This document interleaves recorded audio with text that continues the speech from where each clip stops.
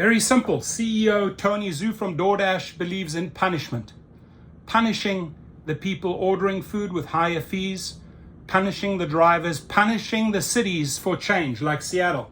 So Doordash adding more delivery fees to remain operationally sustainable. Do me a favor, operationally sustainable. You're already doing all those gangster tactics, right? And now you're like, oh, we got to add on some extra fees here to remain operationally sustainable. My name is Tony Zhu.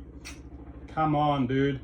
Doordash said it will add new delivery fees for orders in Seattle, blaming inaction, so this is punishment, from the city council related to a minimum wage law for drivers implemented in January.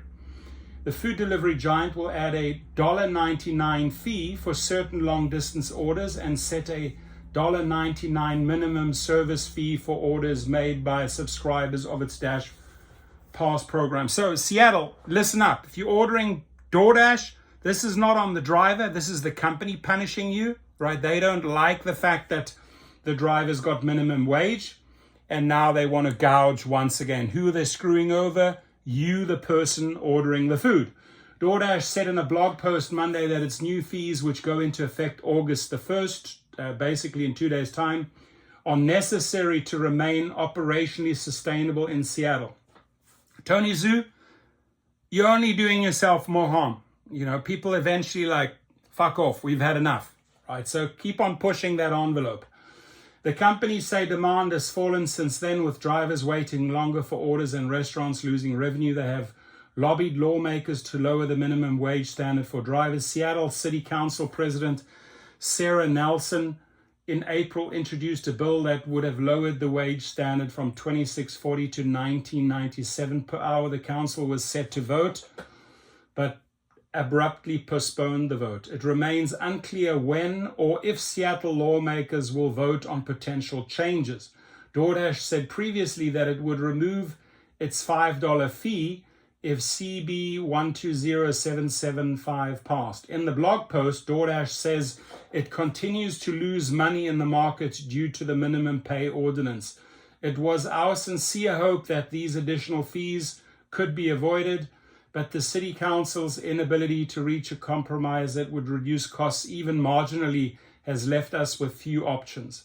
Those few options, again, you're just gouging, you're already gouging maximum, but you want to get more greedy now, Tony, and it's going to cost you. It's going to cost you. People don't, eventually they're fed up with this nonsense, right? They know what Tony Zhu is up to. Doordash reported revenue of $2.5 billion in the first quarter, up 23% year over year. The company is not profitable. Doordash, which went public in 2020, said during its first quarter earnings call that minimum pay regulations in Seattle and New York City reduced our total orders by less than 1%. The response from drivers to the new law in Seattle is mixed. Some want the city to keep the existing pay standard because they are earning more money, but others say they are making substantially less income and receiving fewer orders. Restaurant owners also offer conflicting opinions. Some support the current law, while others say the lack of demand is hurting their business.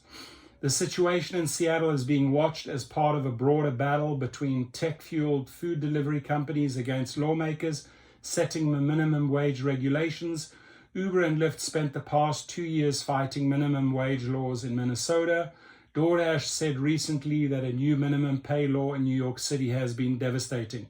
Food delivery drivers in New York City saw wages grow by more than $7 per hour following implementation of its minimum wage law, while the number of deliveries increased by 8%.